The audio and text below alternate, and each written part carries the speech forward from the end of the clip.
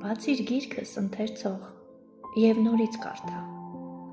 այնտեղ ցավն է երազող և խիղճն է արդար,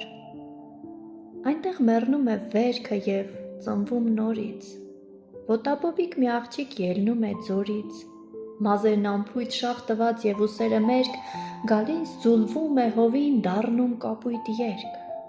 այնտեղ կիզված վանքերից, քաղաքներից լուրջ, ոգու տարերքն է հյուսում մի հին ժողովուրդ,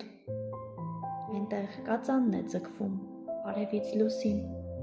մաճկալը տուն է դառնում աշխարհը ուսին,